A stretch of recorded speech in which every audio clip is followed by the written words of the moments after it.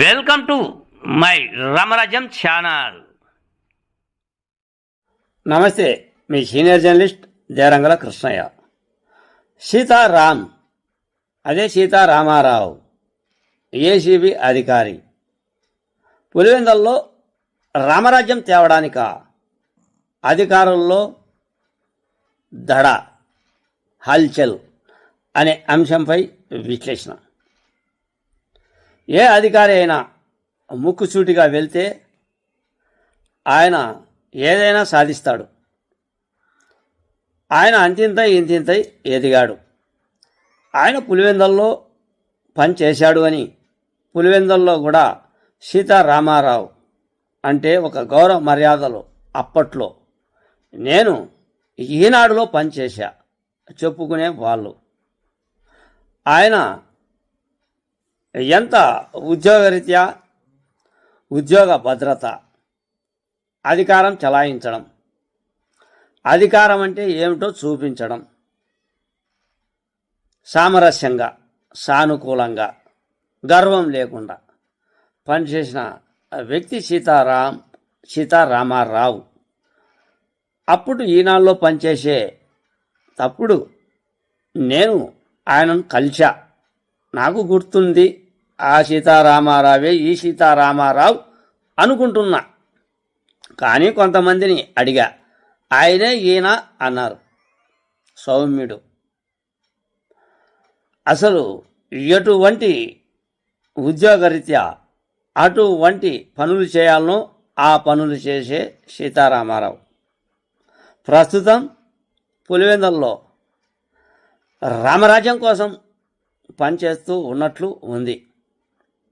పేరు బాగుంది కదా సీతారామారావు, పేరుకు తగ్గట్టు పనిచేస్తూ ఉన్నాడా అనే అనుమానం రాకమానదు. పులివెందల్లో గతంలో ఆర్డీఓ కార్యాలయంలో దాడులు, డిప్యూటీ తహసీల్దార్ లంచం తీసుకుంటుండగా ఒక స్థల విషయంలో చక్రాయపేట అంశంగా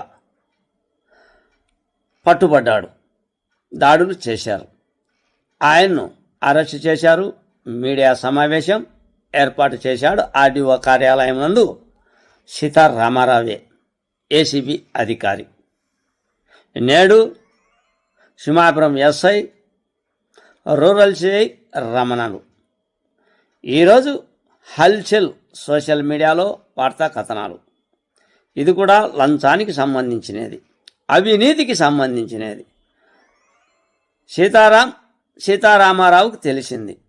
వెంటనే దాడుల అంశంలో భాగంగా సిఐ అటు తర్వాత ఎస్ఐ ఇద్దరి మీద ఏసీబీ దాడులు చేసినట్లు సింహాపురం పోలీస్ స్టేషన్లో సోషల్ మీడియాలో కథనాలు నాకు అందిన సమాచారం. సరే, మొన్న ఆర్డీఓ కార్యాలయం, ఈరోజు పోలీస్ స్టేషన్లు. సీతారామారావు డ్యూటీ కరెక్ట్ అనిపిస్తూ ఉంది. ప్రస్తుత రాజకీయ స్థితిగతుల అంశం విషయానికి వస్తే, అధికారుల అంశం విషయానికి వస్తే, అవినీతి పరుల అంశం విషయానికి వస్తే, అవినీతికి అంతే లేదు. కానీ అప్పుడో ఇప్పుడో ఎప్పుడో ఒకడు పుడతాడు అనే కోణంలో సీతారామారావుకు పంపించిన సందేశం, ఆయన దాడి చేసే ఆదేశాలు చక్కగా ప్రస్తుత పరిస్థితుల్లో ఉన్నాయి అని నేను ఈ వీడియో చేయదలిచా. ప్రస్తుతం అవినీతి మయం, అంతం లేని మయం, అంతా ఇంత లేని మయం. అది అధికారుల చొరవల మయం. ఆ అధికారుల చొరవల మయంలో సీతారామారావు రామరాజ్యం కోసం పులివెందల్లో వచ్చినట్లే నాకు అనిపించింది. ఇది పొగడ్తల విషయం కాదు, అవినీతి విషయంలో చెప్పుకోదలిచిన అంశం. ఒక రూరల్ సిఐ, ఒక ఎస్ఐ అంతటితో కాదు కదా. ఆర్డీఓ కార్యాలయంలో డిప్యూటీ తహసీల్దార్, రెవెన్యూ, పోలీస్ శాఖ, ఇంకా ఎన్ని శాఖలు ఉన్నాయో. ఈ విషయాన్ని పక్కన పెడితే దాడుల అంశం, అవినీతి పరంపర పులివెందల్లో కొనసాగుతుందా? ఇది మితి మీరిందా? మితి మీరుతుంది అనే దానికి సమాధానం సీతారామారావు ఏసీబీ దాడుల. ఆ అధికారి దాడుల అంశంలో భాగంగా పులివెందల్లో హల్చల్ వార్తల. ఇది ఒక పులివెందలకే పరిమితమా అని చెప్పుకోకూడదు. సీతారామారావు లాంటి వ్యక్తులు ఉంటే ఎక్కడైనా దాడుల పర్వం జరిగే తీరు ఉన్నట్లు ఉంది. అయితే చర్చించుకోవాల్సిన అంశాల విషయాన్ని పక్కన పెడితే అధికారులు, అవినీతికి పాల్పడే అధికారులు ఒక హెచ్చరిక. మీరు మారే ప్రయత్నం చేయరు, మళ్ళీ మళ్ళీ అవినీతికి పాల్పడతారు. అటువంటి అధికారులకు ఓ సూచనాప్రాయంగా సీతారామారావు ఉన్నాడు అని దడ ఇప్పుడు పుడుతూ ఉంది. పులివెందల్లో కొంతమంది అధికారులు, పోలీస్ స్టేషన్కు సంబంధించిన అధికారులే ఇటువంటి కార్యక్రమాలకు దిగుతూ ఉన్నారు. ఒక రూరల్ ఎస్ఐ, రూరల్ సిఐ కాదు, టౌన్ సంబంధించి పోలీసు అధికారులు కూడా ప్రైవేటు వ్యక్తులను పెట్టుకుని పంచాయతీలు చేస్తూ, ఆ పంచాయతీల అంశంగా ఇదే విధంగా బయటపడకుండా ప్రైవేటు వ్యక్తుల ద్వారా పంచాయతీలు చేస్తూ ఉన్నారు అని ఒక వాదన పులివెందుల్లో ఉంది. వాదనలు నిజాలు తెలుసో తెలియవో కానీ అటువంటి అధికారులకు కూడా సీతారామారావు ఉన్నాడు, గుర్తు పెట్టుకోండి అని సూచనాప్రాయంగా ఈ దాడులు పులివెందులో జరగడం మంచిదే అని నా రామరాజ్యం ఛానల్ తరపున మీ సీనియర్ జర్నలిస్ట్ దేరంగుల కృష్ణయ్య. అనంతపురం టౌన్కు చెందినటువంటి బ్రహ్మం అనే వ్యక్తి వెంకట బాలాజీ అనే ఆటో కన్సల్టెన్సీని నడుపుతూ ఉంటాడు. ఈయన గత డిసెంబర్ నెలలో 2025 సంవత్సరం డిసెంబర్ నెలలో ఒక హోండా షైన్ బైక్ను ఆయన ఆరెంజ్ ఫైనాన్స్ ద్వారా తీసుకున్నటువంటి హోండా షైన్ బైక్ను బీహార్కు చెందినటువంటి దిలీప్ అనే వ్యక్తికి అన్ని డాక్యుమెంట్స్తో సహా కరెక్ట్గా విక్రయ పత్రం రాసుకొని అన్ని డాక్యుమెంట్స్తో సహా ఆయన దిలీప్ అనే బీహార్ అనేది చెందినటువంటి వ్యక్తికి అమ్మడం జరిగింది.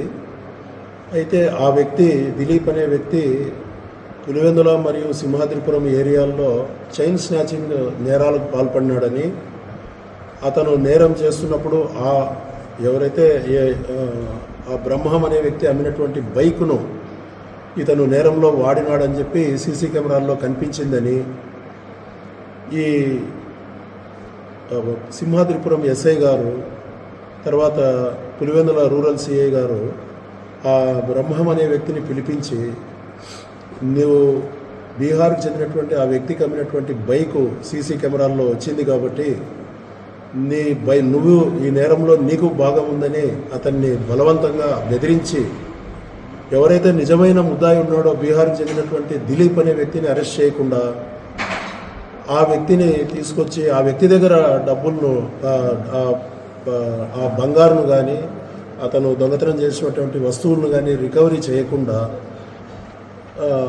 అమాయకుడైనటువంటి ఈ వ్యక్తిని, బ్రహ్మం అనేటటువంటి వ్యక్తిని, నువ్వు ఆ వ్యక్తికి అమ్మినటువంటి బైకు ఈ కేసులో ఇన్వాల్వ్ అయి ఉంది కాబట్టి నిన్ను రిమాండ్కు పంపించాల్సి వస్తుంది, మేము అడిగినంత డబ్బు ఇవ్వకపోతే అని మొట్టమొదటగా ఆ వ్యక్తిని భయభ్రాంతులకు గురి చేసి 7 లక్షలు డిమాండ్ చేయడం జరిగింది. అంత అమౌంట్ చెల్లించలేని నిస్సహాయ స్థితిలో ఆయన సిఐ గారిని, ఎస్ఐ గారిని ఇద్దరిని ప్రాధేయపడినప్పుడు క్రమంగా ఆ అమౌంట్ను 2 లక్షలకు తగ్గించి గత 3 రోజుల కిందట ఎస్ఐ గారు మొదటగా 50,000 తీసుకోవడం జరిగింది. తర్వాత మిగతా 1,50,000 కూడా ఈరోజు తీసుకొని రమ్మని వాళ్ళు ఆదేశించడంతో సిఐ గారి ఉత్తర్వుల మేరకు ఎస్ఐ గారు ఆదేశించడం జరిగింది.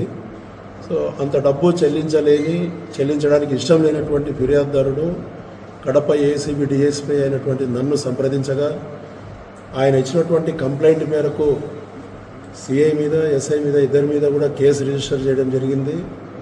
ఎస్ఐ ఆదేశాల మేరకు ఈరోజు లంచం డబ్బులను తీసుకొచ్చినటువంటి ఫిర్యాదుదారుడు ఎస్ఐ గారికి లంచము ఇస్తున్నప్పుడు రెడ్ హ్యాండెడ్గా ఎస్ఐని అరెస్ట్ చేయడం ఎస్ఐని స్వాధీనంలోకి తీసుకోవడం జరిగింది. అదేవిధంగా సిఐ గారిని కూడా స్వాధీనంలోకి తీసుకోవడం జరిగింది. దీని మీద ఫర్దర్గా డీటెయిల్డ్గా ఇంకా వీరు ఎవరి దగ్గర వీళ్ళు డబ్బులు డిమాండ్ చేసి తీసుకున్నారనే విషయాలను కూడా ఎంక్వైరీ చేస్తున్నాము. ఎంక్వైరీ అంతా అయిన తర్వాత ఇద్దరిని రిమాండ్కి పంపించడం జరుగుతుంది. సార్, కంప్లైంట్ ఇచ్చిన బాధితుని పేరు మీరు మెన్షన్ చేస్తున్నారు. తర్వాత ఫర్దర్గా వీళ్ళ ద్వారా వాళ్ళకి ఎటువంటి సమస్యలు ఏమన్నా వచ్చే ఛాన్సెస్ ఏమన్నా ఉందా? సమస్యలు అనేవి వాళ్ళు ఏదైనా ఇల్లీగల్గా చేస్తే దాని మీద వాళ్ళు మళ్ళీ చట్టపరమైన చర్యలు ఎదుర్కోవాల్సి వస్తుంది.